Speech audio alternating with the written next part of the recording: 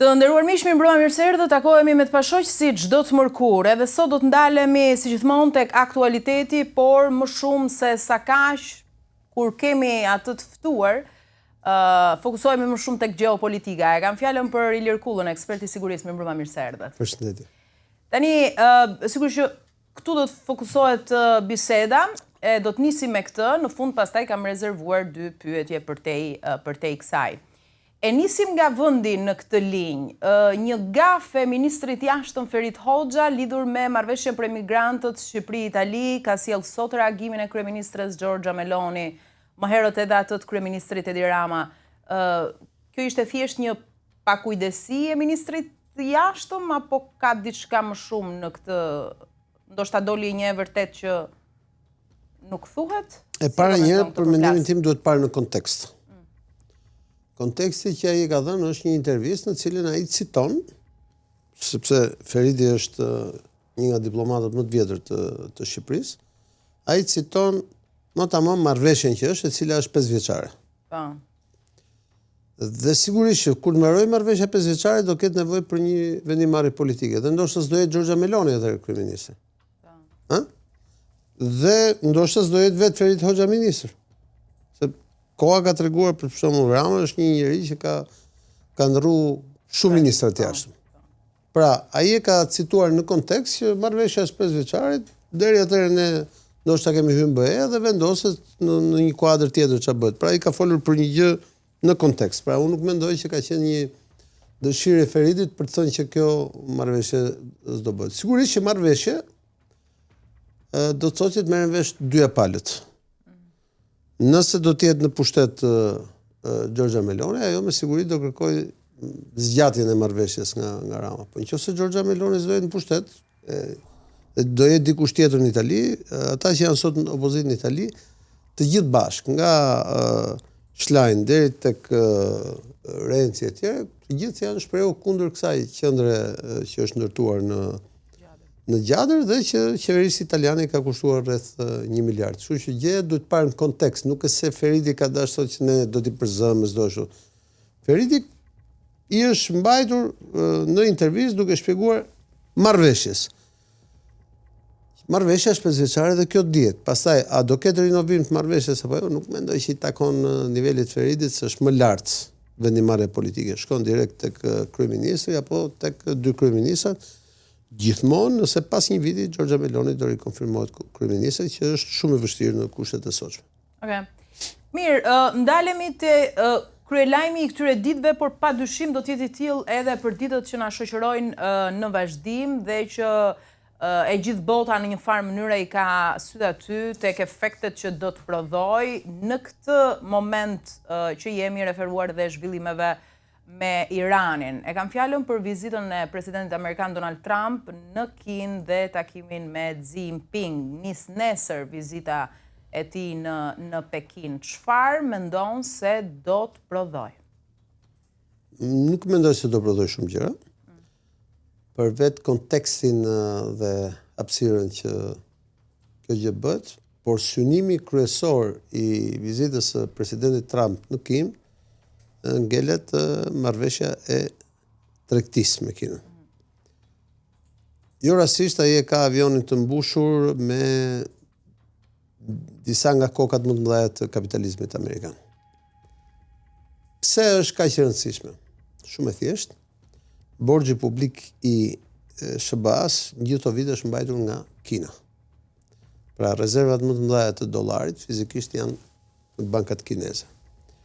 Dhe duke qenë që deri në momentin që ka ardhur Donald Trumpi, president, pra deri para 1 vite, 8 muaj, 9 muaj, ka qenë Kina dhe vazhdon mbetet Kina partneri i parë tregtar i SBA-s. Kjo është automatikisht shkruar në të gjitha politikat doktrinare të republikanëve kur kanë ardhur në pushtet, edhe para se të ishte Trumpi, që prioriteti i politikës amerikane është çështja e Azis dhe paqësorit. T'ja shpjegojmë me pak fjalë njerëzve. Kufiri kinez detar oqeanik që është me SBA-n pra në anën e paqësorit është shumë më i rëndësishëm se sa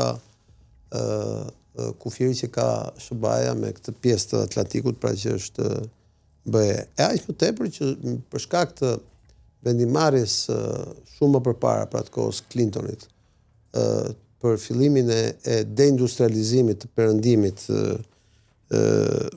SBA Evropë dhe dërgimin e industrive nëpërmjet delokalizimit në Azi, pra në Kinë dhe në Indi, e bën që sot kontinenti aziatik të jetë më i rëndësishmi në botë nga pikpamja ekonomike dhe industriale. Jo rastisht, presidenti Trump në fushatën e vet elektorale para 2 vitesh është bazuar gjithmonë tek çështja e BRICS-it, duke thënë që qëllimi im kryesor është që të mos e lëmë BRICS-in të rritet dhe tjetë Amerika, SBA-ja tjetë lokomotiva e parë e kapitalizmit botror.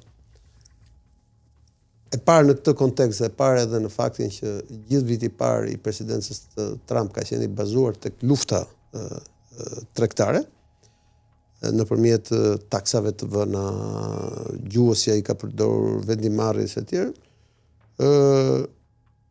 duhet të shtojmë edhe atë që ato 2 lufta që ndodhin sot në kufit e Evropës. Pra, lufta në Ukrainë edhe në mes Ukrainës dhe Rusisë, duke patur parasysh që Kina është një partner shumë i rëndësishëm tregtar edhe i Ukrainës edhe i Rusisë, aq më tepër i Rusisë ku janë edhe partnerë në BRICS. Dhe pjesa tjetër pastaj është çështja e gjirit persik. Pse çështja e gjirit persik? Sepse Kina është klienti kryesor i furnizimit nga gjiri persik me naftë dhe me gaz, jo vetëm nga Irani, por edhe nga vendet e tjera, Saudia, Katari e tjerë, por edhe Evropa është një nga klientët kryesor të naftës dhe të gazit nga gjiri persik, kështu që në këtë moment kjo vizitë është shumë e pritshme sepse është e tillë situata botërore, por është edhe shumë e tensionuar sepse vendimarrjet e marra nga administrata Trump në mënyrë unilaterale nga 28 shkurti e këtej në aleancë me Izraelin nuk mund të mos e tensiononin këtë marrëdhënie, aq më tepër që Kina ka hyrë politikisht, ushtarakisht, ekonomikisht fort në Afganistan pas ikjes amerikanëve dhe të perëndimit, me qëllimin që Kina të zgjidhë një herë përgjithmonë furnizimin me naftsjellës dhe gazsjellës të ekonomisë saj nga Irani, Afganistan dhe pastaj drejt Kinës, pasi janë në kufi.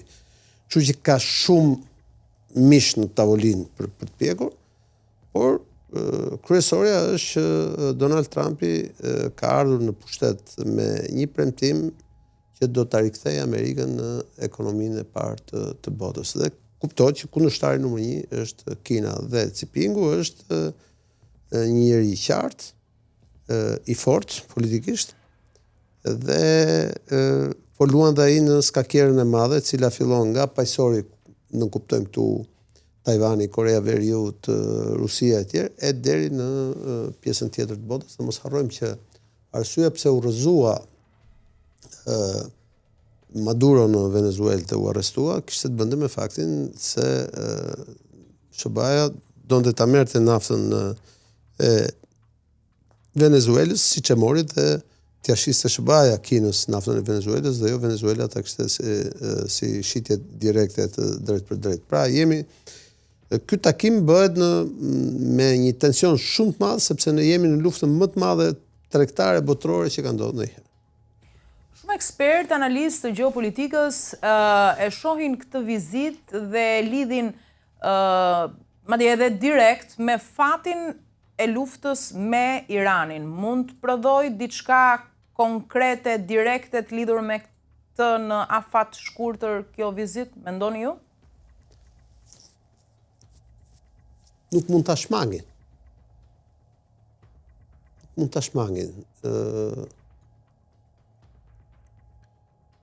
Irani për Kinën është një luks që Kina nuk mund ta humbas. Pse? Sepse gjeografia nuk është opinion. Pra, lufta që po bëhet sot, ne e tham, pra lufta politike, në thelb ka luftën për Azinë. Dhe ti marrim vendet. Rusia është aleat i Iranit. Rusia është aleat i Kinës. Rusia është vendi më i madh në botë dhe është një nga më të pasurit e botës, ndoshta më i pasur.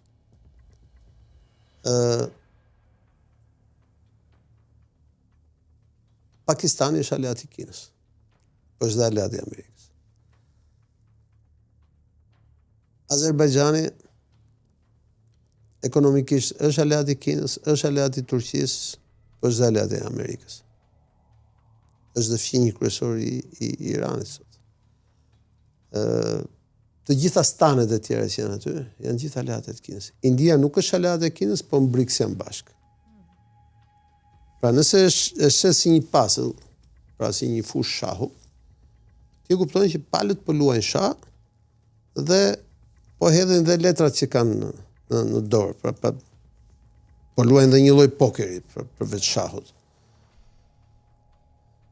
Kuptohet sot SBA-ja është fuqia më e madhe ushtarake në botë. Dhe nuk e gjem veten mirë pas domethënë mars, prill, jemi maj, po hym muajin e tretë, që SBA-ja nuk mund të ulë në tryezën e presidentit të Kinës, pra në këtë takim shumë të rëndësishëm, një rezultat ushtarak si ai i Venezuelës.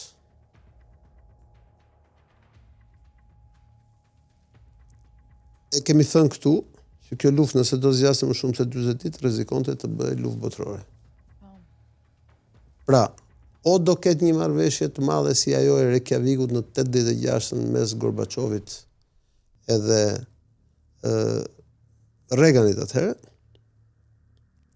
Atëherë ishte marrëveshja për azgjësimin e raketave ndërkontinentale, armëve bërthamore etj. Nuk u mbrit asgjë, po një vit më vonë, 2 vit më vonë, pastaj sa aty u hap rruga. Pra dhe këtu nuk është se ne mund të presim në rezultat drejt për shembull me luftën me Iranin. Por mund të presim parimisht që pavarësisht tensioneve të ketë një dritë në fund të tunelit. Qartë. Po, atëherë duhet presim përfundimin e kësaj vizite që të presim dhe diçka konkrete lidhur me zhvillimet me Iranin, se negociatat janë thuajse në pikën zero, nuk ka. Po sepse s'mund të ketë domethënë negociata në kushtet që Irani nuk e lëshon në Bosfor, atë Hormuzin. Çdo ditë flitet për një marrëveshje, për një paktën kështu thot Trumpi thuajse çdo ditë që kam çuar një propozim që këtë herë Irani nuk do ta refuzojë, edhe kështu kalojnë ditët asgjë. Ky është problemi sepse presidenti Trump kur filloi këtë luftë në 28 shkurt, ose më mirë kur e filloi Izraeli dhe ai e mbështeti Izraelin në luftë dhe ushtarakisht, ishte i bindur që do ta fitonte. Ishte i bindur që do kishte një Venezuelë të dytë. Dhe zhvillimet sollën atë që ne pam, që vetëm që se fitoi. Por kërcënohet me një humbje që s'ka ndodhur ndonjëherë më përpara për SBA-n. Nëse të kujtohet, kam thënë këtu. Janë 3 palë ku asnjëra nuk mund të humbas. Nuk mund të humbas Izraeli se zhduket nga harta. Unë isha javës që shkoj në Izrael. Dhe e kam parë aeroportin e Tel Avivit dhe mbajtje dhe në ardhje, bosh. Është një aeroport që ka qenë gjithmonë plot dhe me një numër pafund turistësh, pra vetë ekonomia e Izraelit fillon të ngarkohet. Janë efektet e luftës, situates. Okay. Në aeroportin e Tel Avivit, sot që flasim ne, ka mbi 18-20 avion të mëdhenj në aeroportin civil ushtarak amerikan që janë aty, stacionohen aty, plus avionëve të tjerë që janë rrotur. Pra, duket që tensioni është i lartë, jo vetëm për shkak të Libanit dhe luftës me Iranin e tjerë, po edhe për shkak faktit se gjërat nuk janë zgjidhur, nuk kanë marrë një rrugë. Nuk mund ta humbi Irani, sepse Irani shpërbëhet. Por Irani nga mbrapa ka Kinën, ka edhe Rusinë. Është ditur kjo gjë, nuk është ndonjë sekret. Nuk mund ta humbin as SBA. Pse? Se nëse vendet arabe, flasim këtu Arabia Saudite, Emiratet, Katari, Kuvaiti, Iraku, Jordania, i thonë SBA-s që prit se ti nuk qenë nga ajo fuqia që na ke premtuar, domethënë ti nuk na mbron dot. atëherë ne pse duhet të rrim me ty? Bie poshtë narrativa kryesore që kishte Donald Trumpi në vizitën që bëri një vit më parë në vendet e gjirit.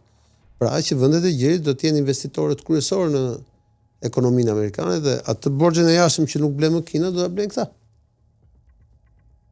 Pra, SBA-ja nuk mund ta humbi, jo vetëm se humbet lindjen e mesme, gazin dhe naftën e lindjes mesme, po sepse rrezikon edhe një krizë të madhe ekonomike brenda llojit. Pra, gjërat janë të ndërthurura, kjo është një botë multipolare ku gjërat janë shumë të ndërthurura. Pra, teorikisht Donald Trumpit i duhet një marrëveshje afatgjatë me Kinën në mënyrë që të ketë një sukses të madh që të mbulojë disfatën aktuale në gjirin persik. Dhe sigurisht kemi të bëjmë me një politikan dhe politikanët flasin. Thonë gjëra të tjera, por pastaj kjo gjë e përkthyer në terren na dëshmoi komplet kundërtën. Pra Irani kishte raketat, Irani kishte dronët, raketat amerikane mund shkonin shumë më larg se sa ja kishte prerë mendja dikujt edhe gjithkujt tjetër. Asnjë nga vendet e gjirit nuk e ndjeu veten të mbrojtur në këtë luftë. Përfshi dhe Izraeli nuk e ndjeu veten të mbrojtur, përfshi dhe ne nuk e kemi ndjer veten të mbrojtur. Pavarësisht faktit se jemi aleat me fuqinë më të madhe në botë, por fuqia më e madhe në botë ushtarake nuk mund ta humbet luftë. Pra jemi një pikë që asnjë nga të tre nuk ka fituar dhe asnjë nga të tre nuk por duke qenë që Amerika është fuqia e madhe.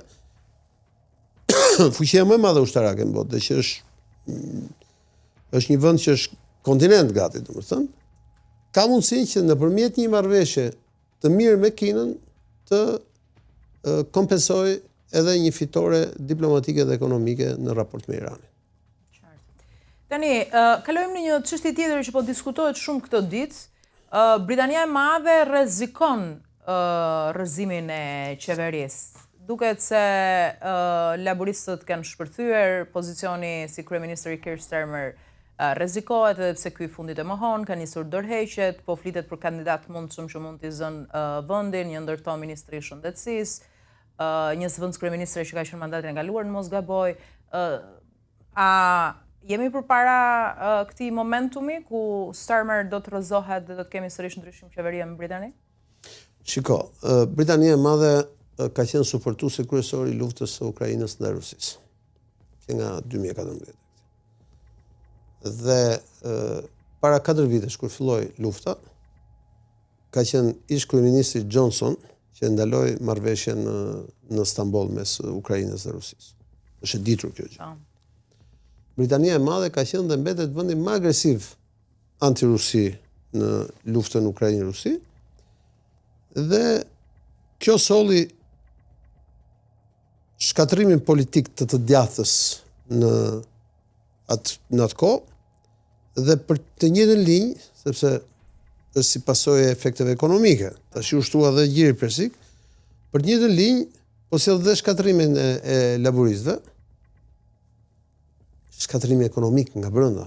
Pra kur flasim inflacioni, çmimi i naftës, çmimi i gazit, gjithë të tjerë, sepse mos suksesi, pra humbja disfata, tje pastaj pasojat të tjera. Dhe ajo që ndodhi me zgjedhjet vendore u tregua që shtetasit britanik, votuesi britanik, është tërësisht larg në raport me atë që thot Starmeri dhe që bën qeveria. Pra, qeveria ka rënë se kanë humbur zgjedhjet. Dhe nuk ka rëndësi nëse do rri Starmeri, nëse ka votat në parlament dhe do rri edhe pak muaj më tepër apo jo. Po një gjë është e qartë që nëse vazhdon kështu Nigel Farage pas 2 vjetësh. Po, se është rritur goxha në do fitojë zgjedhjet dhe do jetë i vetëm. Por kjo nuk është si rrjedhoi e faktit që po rrezon Rusia. Kjo është si rrjedhoi e faktit që këta nga vendimarrje në vendimarrje po shkojnë gjithmonë më keq. E aq më tepër që ai elektorat që sot voton Starmerin atje është tërësisht euroskeptik dhe nuk e shef me sy të mirë rikthimin e Britanisë në këto marrëdhënie me BE-n. Ka dalë një herë për gjithmonë nga BE. Në fakt, kriza e Britanisë është dhe kriza e BE-s. Dhe unë e shoh politikisht mbaruar Starmerin, pavarësisht se ai qëndron apo nuk qëndron në kabinet, kjo punë nuk ka shumë rëndësi, por politikisht mbaruar sepse rezultati i zgjedhjeve ishte katastrofal. Kalojmë në një çështje tjetër. Shumë po shkruhet në mediat ndërkombëtare këtë ditë për frikën e Vladimir Putinit për një atentat të mundshëm. Masat e sigurisë janë bërë ekstreme, sa duket sigur ka hyrë thellë në paranoja. Në këto 4 vite, Ediona, unë kam dëgjuar që... Pafund, e di se... Unë kam dëgjuar që Vladimir Putini po vdes, Vladimir Tunit bën grushtetje, Vladimir Putini është çmendur... Frikë për atentat, bën sens kjo se... Që ky është sozia, që ashtu... Unë e pash dje, kështë marrë mësuesen e vetë shkollës, domethënë të 10 vjeçarit. Vladimir Putini e ka fitu këtë luftë. E ka fitu ekonomikisht, nuk iku rubla, iku euro për lesh. Dakor? Nuk i funksionun sanksionet shkatërrun BE-n. Të gjitha qeverit që ishin kundër Vladimir Putinit kur filloi lufta në BE, ranë të gjitha, si rrjedhoi krizës ekonomike. Edhe Orbani që ishte me Vladimir Putin, si rrjedhoi krizës ekonomike në BE, për shkak të luftës në Ukrainë dhe tash edhe për shkak të luftës në Gjirin Persik, u shkatruan gjitha këto qeveri. Pra, që media dhe propaganda perëndimore vazhdon dhe i bien fyllit vetëm në një pikë. Nuk e dobëson Putinin, e forcon, bën të kundërtën. Unë jam i bindur që mënyra më e mirë për ta dobësuar Putinin është duke hyrë një marrëveshje me Putin. Duke ulur çmimet e naftës dhe gazit, se një marrëveshje do ul çmimet. Ta vazhdojnë njëtën mesele. Unë nuk kam mbaruar ekonomik. Më vjen keq, e kuptoj ekonominë shumë mirë se këta. Ditën e parë kam thënë që nuk do funksionojnë sanksionet, do shkatërrojnë BE. Po se nuk do në shkencë të madhe, Ediona, sepse BE-ja nuk ka burime energjetike. Duhet kesh burime energjetike. Dritërat janë në Rusi, burimet energjetike janë në Rusi dhe janë në Gjirin Persik. SBA-ja po, ka naftë dhe gaz, dhe mund të shesit vetë. Po Evropa s'ka. Kështu që ky insistim e përsëris dhe njerë me që përmendëm Starmerin. I Europianëve, për të mos e kuptuar gabimin dhe gabimet e bëra ndër vite, në fakt nuk ka dobësuar Putinin, po ka dobësuar këta. Në fakt, ka dobësuar Zelenskin. Skandalet me korrupsionin sot atje ka mbritur deri në zyrën e Zelenskit. Dhe këta që u nisën për të forcuar Zelenskin, në fakt po e shkatruan Zelenskin, dhe Zelenskin në këtë moment kërkon një marrëveshje, sepse kupton që do oksigjen. Në momentin e parë që shkon zgjedhje, humbet zgjedhje, del nga politika. Pra, unë këtë historinë që këta vazhdojnë të thonë që Putin është paranojak, Putin është i smur, Putin po e vrasin, Putin... Në 4 vite gjysmë kemi parë komplet të kundërtën. A është Putin i diktator? Po sigurisht është diktator. A është Putin i një njeri antiperëndimor? E një perëndimin më shumë se çdo kush tjetër, ka jetuar 25 vjet në Gjermani. Ka qenë oficer i shërbimit sekret deri në nivelin e qendrit drejtues. Sigurisht që ai e thot, është njeri që adhuron kishën ortodokse, adhuron për rusizmin, ashtu, po është njeri që ka një agent tjetër, nuk është agenda jonë, ne kemi agent tjetër. Dhe kur të vdes Vladimir Putin, mos jeni të bindur që do vi prapë në një nga Peterburgu, se mund vi në një nga Azia e Thellë që është merr më shumë se sa ata që kemi parë deri tani. Dhe koha e ka treguar që ikën njëri dhe vjen tjetër. Për shembull, të gjithë para 20 vjetësh ishin shqetësuar për linjën politike të babait të Kim Jong-unit. Po, e peti çfarë bëri Kim Jong-un? Po. E vendosin në kushtetut. Me urdhrin për armët bërthamore. E vendosin në kushtetut që nëse dikush më vret mua siç u vra Khamenei, përdoren armët bërthamore dhe bota shkon luftë botërore. Kështu që e siguroi. Po, para 20 vjetësh ama. Perëndimi kishte mundësinë të merre me babain e tij.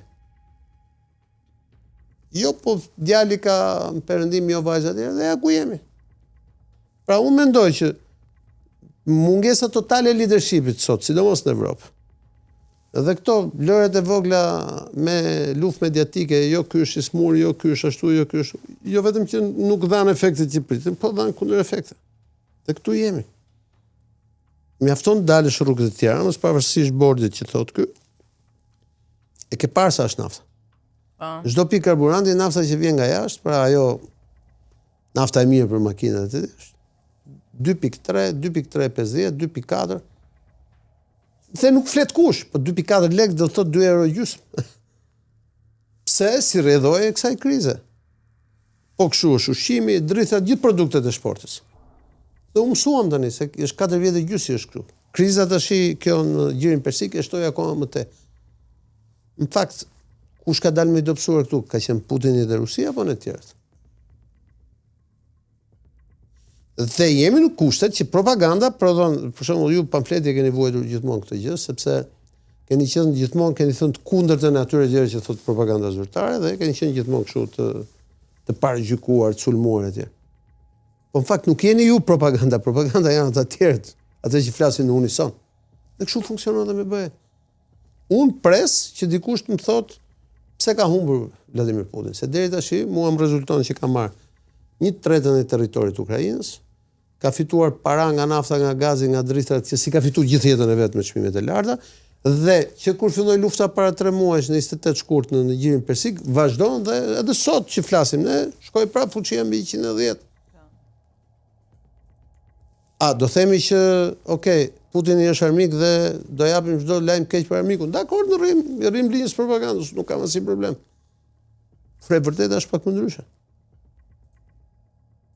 E vërteta është pak më ndryshe. E vërteta është sot e kësaj dite vazhdon BE-ja, sot e kësaj dite vendet anëtare të BE-s me këto çmendurirat jo do ndërtojmë ushtrinë europiane, ndërkohë që nuk paguajnë detyrimin që kanë GDP-s për NATO.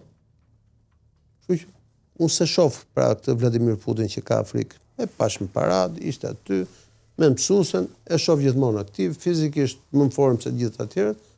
Nuk e shoh këtë Vladimir Putin, as që është duke vdek, as që ka frikë që po e bë, as që s'është.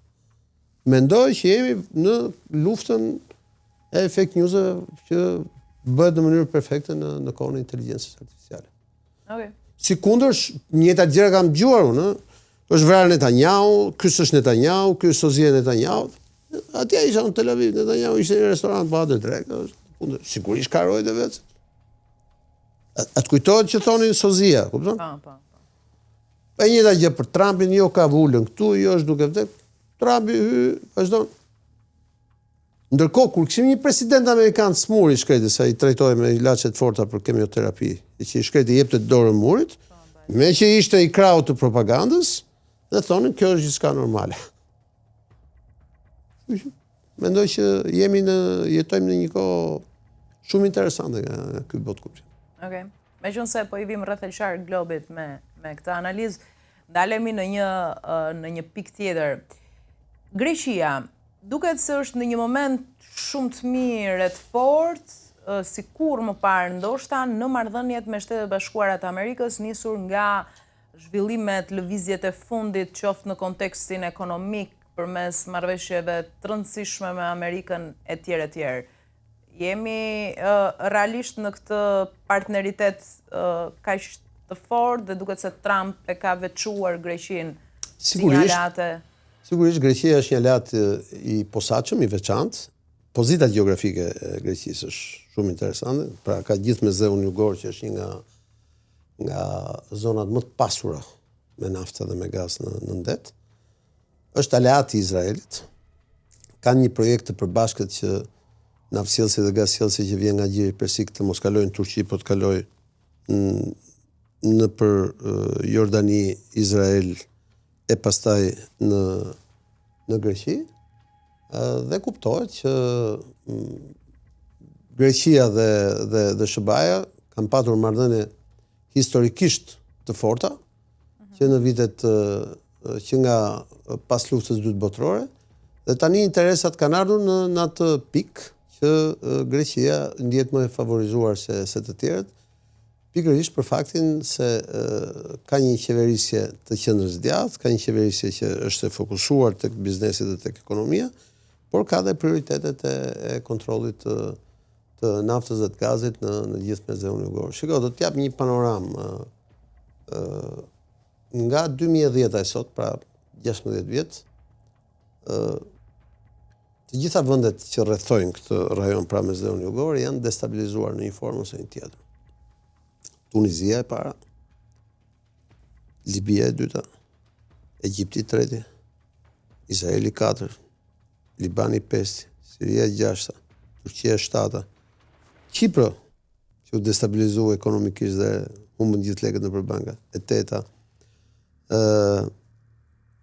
Italia ka patur probleme që është jugu aty, domethënë nënta.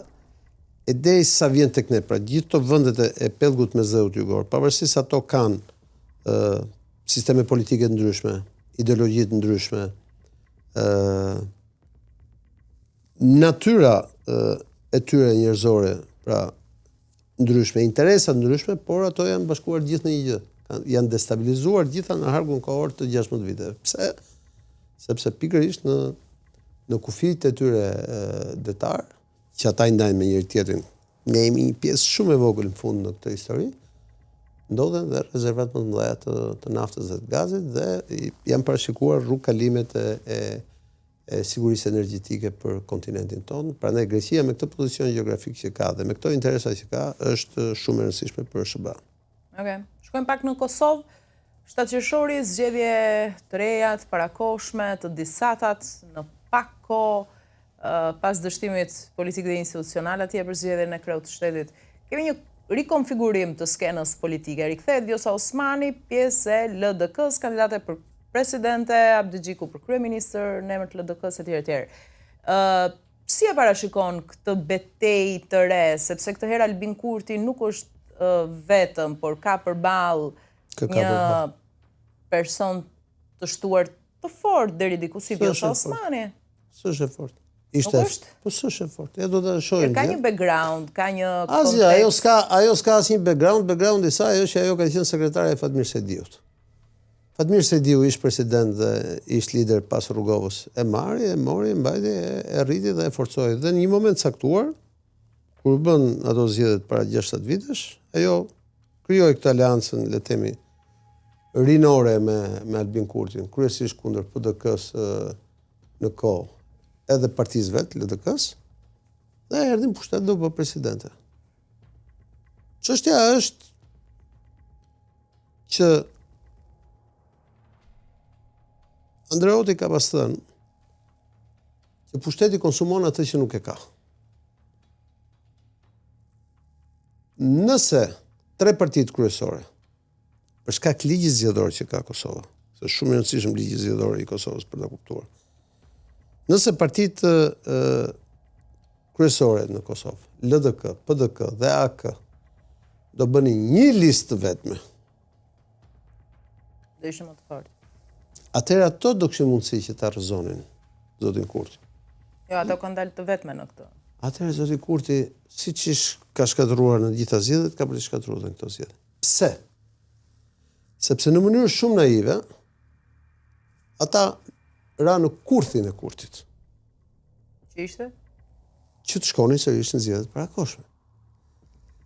Kurti i tha, më sillni 2 emra me shkrim, më sillni me firma. Mirë, dhe atë e tha në limitet e skadimit të afatit. E tha, e vërtet është, po... Sigurisht sepse objektivi i Albin Kurtit ishte që t'i çojë sërish në zgjedhje dhe të fitoj sërish siç ka fituar në gjitha zgjedhjet e fundit nga 2019 e këte, dhe mirë që del forcë e parë, por rrit diferencën për shkak të ligjit zgjedhor dhe sistemit zgjedhor që ka. Po mirë, se kjo nuk është normale që buxheti të shkojë për tekat e politikanëve, po jo, sepse para janë ato që argjohen miliona euro. Kjo që thuti është çështje politika duhet të ketë çështje morali politik, po çështja është diku përgjithësi ka, i tha unë kam numrat. Mund të shkosh çdo muaj në zgjedhje se. Po ai tha, unë kam numrat, i tha, për të bërë qeveri dhe bëri qeverinë. Mori dhe kryetarin e kuvendit dhe i tha, tani i tha, mos sillni, tha një emër, tha të bëjmë president. Asnjëra nga palët nuk e çoi. Pse? Sepse nuk kanë leadership. Pra që të kuptosh ç'a ndodh në Kosovë, duhet të kthehemi tek historia. Kosova është mësuar me leadership të fortë. Sa ishte Rugova, fitonte Rugova. Dhe në mënyrë absolute, 70% sa herë dilte në zgjedhje. Nuk kishte njëri tjetër që fitonte Kosovë. Vdiq Rugova, shkoi Ramushi në Hag, se ishte kryeministër atë kohë, dhe ngeli vetëm Hashimi. Sa ishte Hashimi nuk diskutoi kush tjetër, vetëm Hashimi fitonte. Kryeministër, president, zëvendëskryeministër, se jashtë gjithë Hashimi ka lënë. Iku Hashimi në Hag. Ka ngel fusha bosh.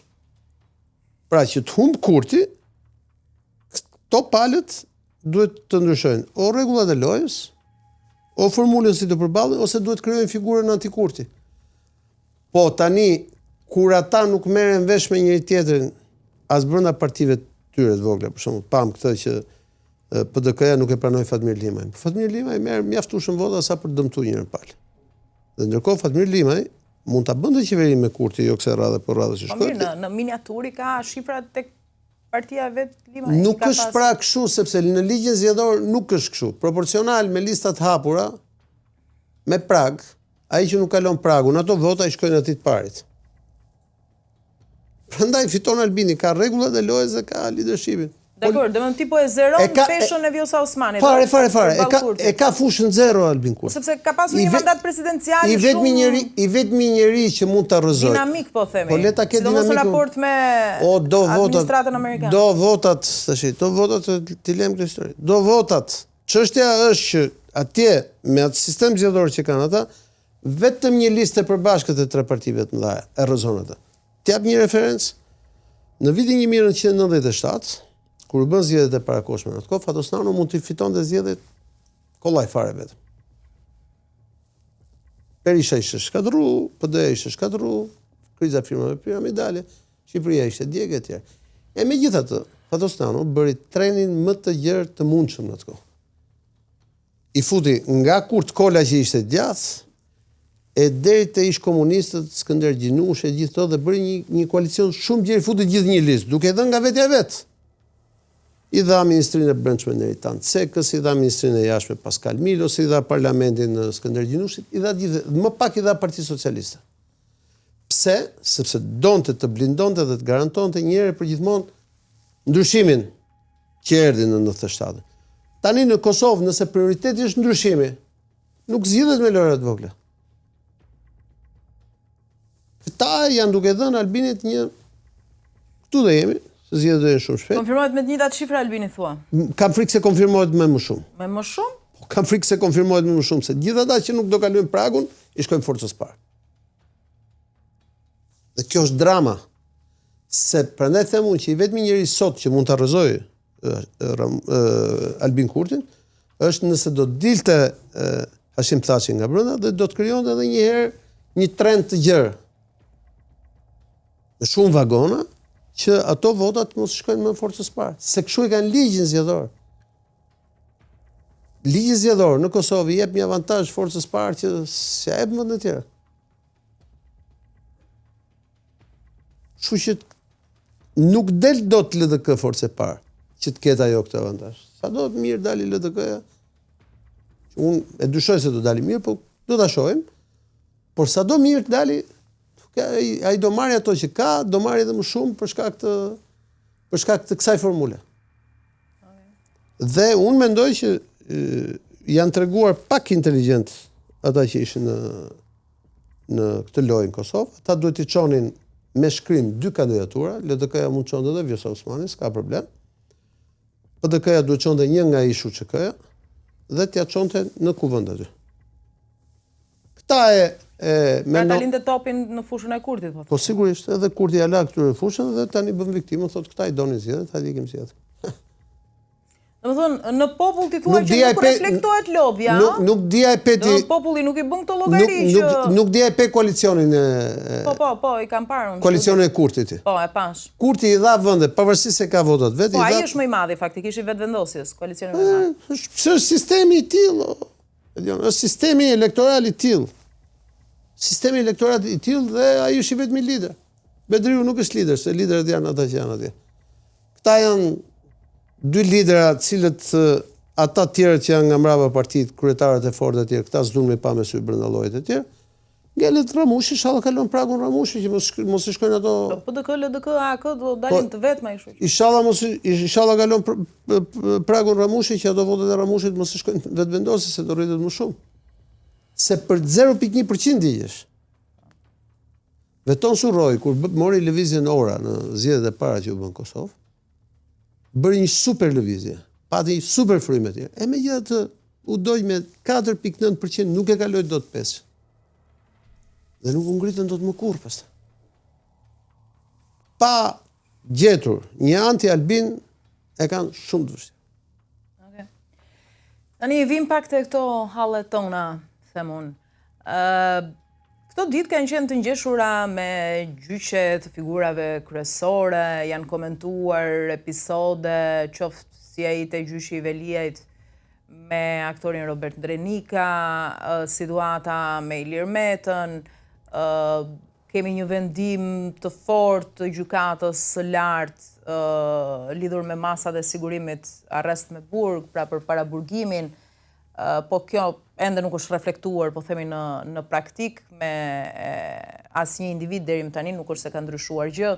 Si i ke parë këto ditë të gjitha këto, po themi... Kë nga këto se... Panoramë e përgjithshme, ta nisim me radhë, për shembull. Shumë buj bëri ai episodi që ndodhi tek gjyqi i Veliaj Dado me aktori Robert Drenika. Një koment për këtë për shembull. Shumë e thjeshtë. Erion Veliaj, që është i papëlqyeshëm për opozitën në Shqipëri, ka qenë gjithmonë i papëlqyeshëm, nuk është sot. Hyn tek ata njerëz politik i cili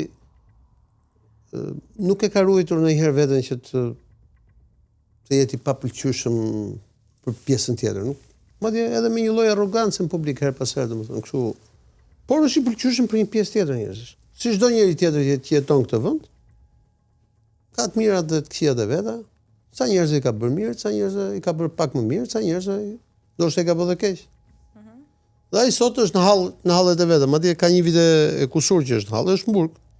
Ka nënën e vetme në shtëpi, 70 e sa vjeçë. Ka gruan që e ka të bashkëakuzuar dhe po i bëhet me fëmijën e dytë tani që ka pas probleme shëndetësore të tjera. Dhe vazhdon betejën e vet politike nga burgu i Durrësit. Tani, me gjithë respektin për gjithë zërat kundër e tjerë. Kush janë këta që do ta vendosin varin litar Robert Drenikën, sepse Robert Drenika e puthi atë dhe tha kam si çunin tim. Po më ka marrëdhënie vet normale. Jetojmë në një vend ku nuk mund të humb njerëzillëku pas. Bravo i qoftë Robert Drenikës që tha atë që tha. Kjo nuk e bën Robert Drenikën as aktor më të vogël, nuk mohon as historinë e Robert Drenikës. Mbi gjitha Robert Drenika tregoi një tipar që pak njerëz ka ngel Shqipëri. Mirënjohje. Ai sa ka dorë ai, s'ka gjë në dorë. Një plak i cili shkoi atje me mirënjohje dhe i tha, o po pat mundësi e bëj unë burgun tatë, se më ka i kjeta se. Ka respekt për të, ka marrëdhënie me të. Gruaja e Robert Drenikës ka qenë mësuesja kur ka qenë ky fëmijë jetim atëherë, sepse babai i tij ka vdek shumë i ri, moshën 40 vjeç, ka qenë oficer. Janë njerëz që janë rrit me halli, pastaj në atë kohë që ka qenë mësuese Erion Velis, gruaja e Robert Drenikës, kush e dinte çfarë do bëj Erion Velia në herë në jetë. Sot Erion Velia është një burgosur në ditë hallit. Tani, kjo historia që do gjuhet me gur, dikush tregoi mirënjohje, po bravo i qoftë, shoqë që ka ngel njerëz mirënjohës. Pavarësisht problemeve që ai ka me ligjin, probleme që mund të ketë me politikën, probleme që ka me familjen e vet, është njeri si gjithë tjerë, ç'është ky më vet. Ti marrim ti ashtu ti ekzekutojmë me gur për çfarë? Se kanë treguar mirënjohje njerëzit, po bravo i qoftë, shoqë që ka njerëz mirënjohës, se ndryshe prishet bota. Robert Drenika është një individ që është mirënjohës me një mik të vetin, kaq. Po ti pëlqen njerëzve mirë, po mos i pëlqen njerëzve mirë. Prap rolet nuk ja heqin dot Robert Drenikës. Është sikur thua që unë nuk e du Sali Berishën dhe them që Sali Berisha është mjek i keq pse se unë jam socialist. Jo, Sali Berisha është nga mjekët më të mirë që ka pas dhe ka ky vend. Dhe Sali Berisha si mjek ka bërë dhe ai nderet e veta, ka bërë dhe ashtu dhe ka njerëz që lën kokën për Sali Berishën këtë vot. Siç lën kokën për Edi Ramën sa tjerë. Atë kujtohet kur vdiq Fatosnano, sa njerëz vinin qanin aty dhe familja si njëjtë, kush ishte? Ishin njerëz që kishin respekt dhe kishin bërë mirë Fatosnano. Po sigurisht ka pas edhe shumë tjerë që s'donin me pa me sy Fatosnano.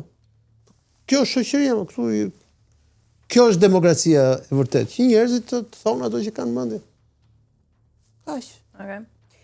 Kemi një situatë të Ilir Metës që gjitha shkallët e gjyqësorit e rrëzojnë, pavarësisht gjitha pretendimeve. Ai thotë që duhet reflektohet edhe në rastin tim vendimarrja e fundit e gjykatës lartë për masën e sigurisë arrest me burg.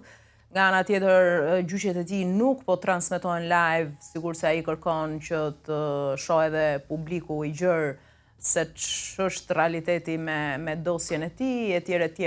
Pret ndonjë ndryshim në këtë aspekt referuar dhe vendimit të gjykatës së lartë dhe si e sheh këtë të fundit? E para, unë kam qenë dhe jam për një sistem garantist. Pra, në kushtet që ky zotëria, i cili ka rekorde personale me këtë vend, si kryeministër, si kryetar parlamenti, si zëvendës kryeministër, ministri i jashtëm, president etj. Ai as nuk ka vrarë, as nuk ka prerë, paktën nuk ka akuza për vrasje. Ai ka akuza për korrupsion, për pastrim parash, mos gaboj. Po, mos deklarim pasurie. Në të cilat ai mund ta bëjë shumë mirë të vazhdojë gjyqin dhe duke qëndruar në arrest shtëpie. Tek e fundit, i njëjti parim u përdor mos gaboj për Sali Berishën. Për këtë zonjën tash për Kaçanin. Nuk e kuptoj pse Ilir Meta duhet të rrinë në burg. Sigurisht nëse dënohet, do dënohet, se edhe paraburgimi burgësh, domethënë edhe arresti shtëpisë burgësh, nuk është se Italia, për shembull, dje po diskutonte që të bënte një ligj që të lirojë burgjet, sepse numri i madh i popullsisë t'i çojnë në arrest të popullsisë burgjeve është rritë dhe t'i çojnë në arrest me burg. E aq më tepër që Shqipëria në arrest shtëpie. Në arrest shtëpie, m'fal.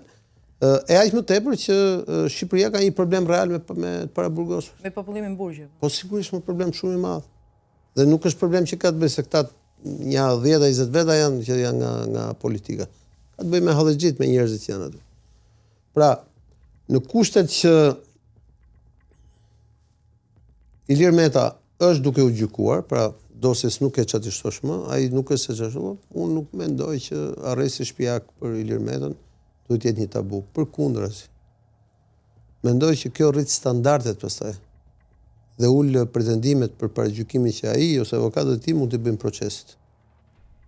S'ka asnjë lloj logjike që të vazhdojë të rrinë burg e aq më tepër pas xhamave etj. Po bie që kjo do vlej për të gjithë pastaj. Po sigurisht më parimet vlen për gjithë, shteti ligjor ky është. Kjo nuk do të thotë që s'do dënohet. Ndoshta dënohet dhe kthehet dhe të shkon atje. Tani, nëse ne themi këtë gjë parashim thashin që është në Hag, e pse s'duhet ta themi për Ilir Metën? Se janë dy, pse s'duhet ta themi për Ilir Metën? Janë dy situata ndryshme. Po si janë situatat? Pra, Ilir Meta ka qenë zëvendës kryeministri i luftës Kosovës. Ilir Meta ka qenë kryeministri i luftës Maqedonisë.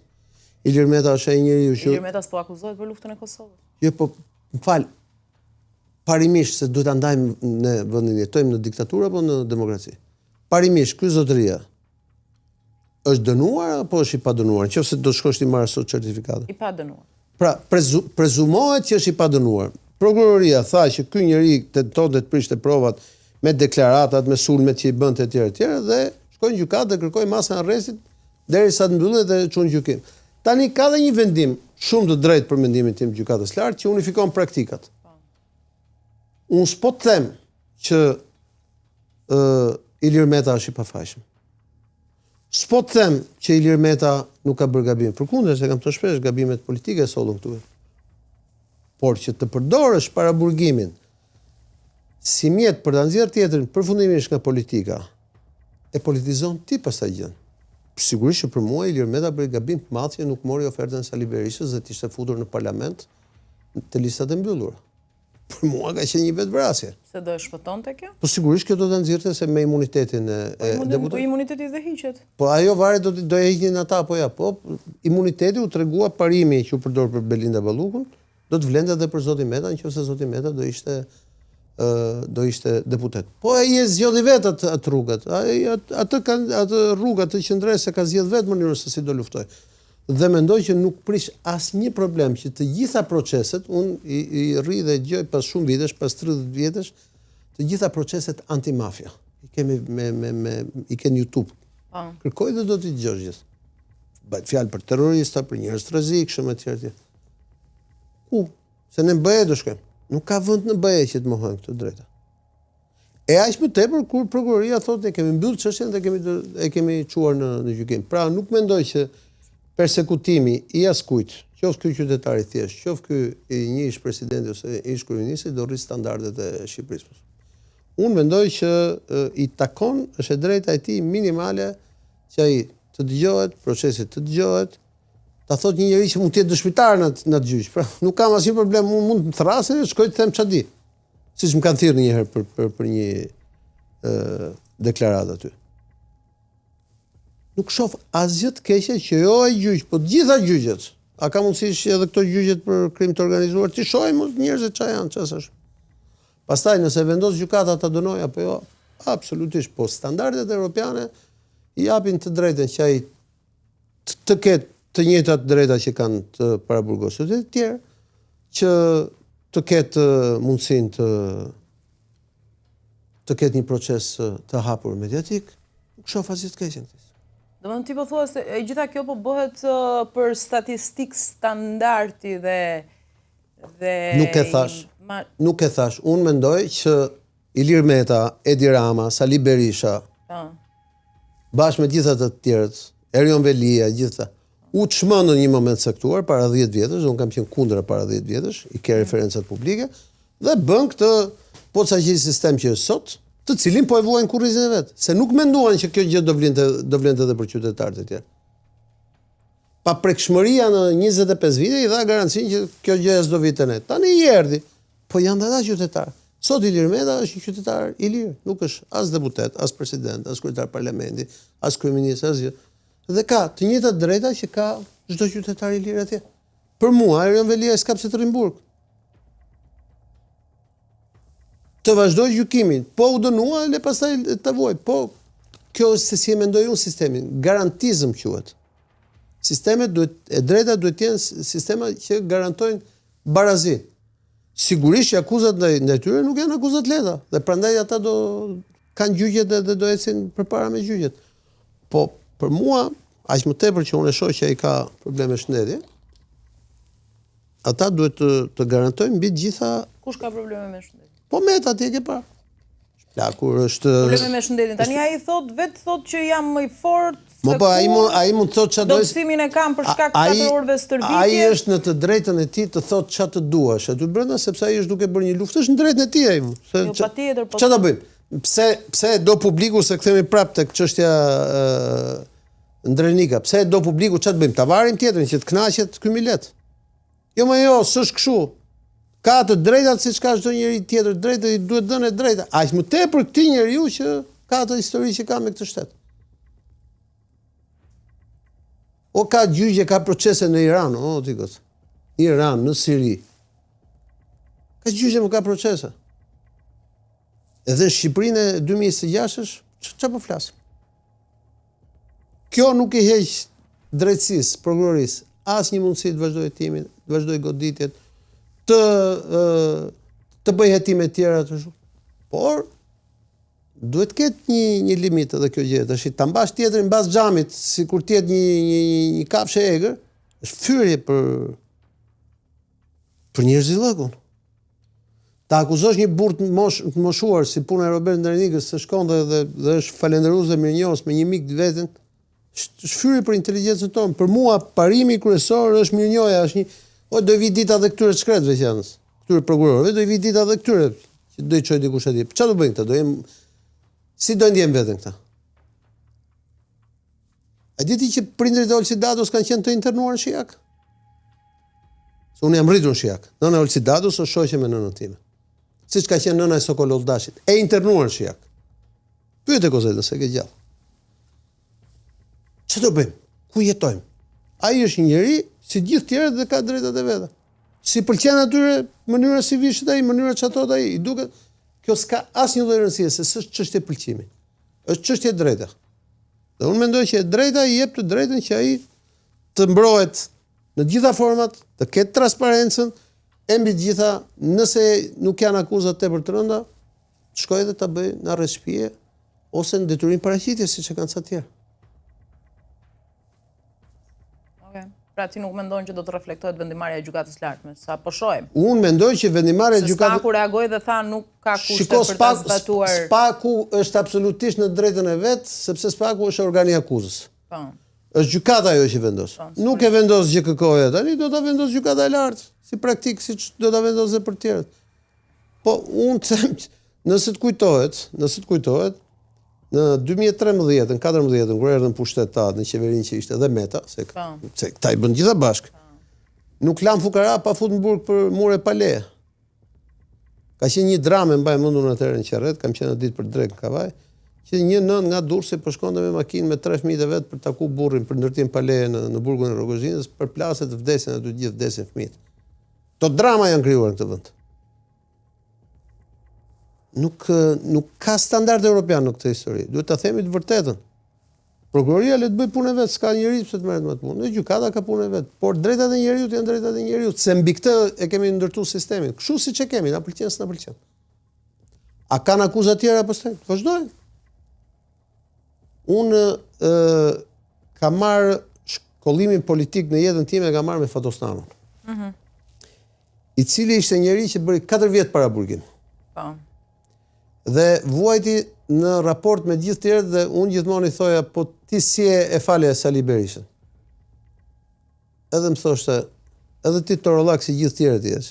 Thoshte, nuk e kupton që ai është përfaqësues i gjysmës tjetër të popullit dhe ne do ta heqim një herë për gjithmonë atë që unë vuajta. Dhe mos harroj që Fatosnano kaloi një dramë shumë të madhe. I vdiq nëna dhe nuk e lanë shkonte ta takonte teksa nëna ishte smur në spital. Do ta kthejmë prapë atë kohë. Unë jam tërësisht kundër.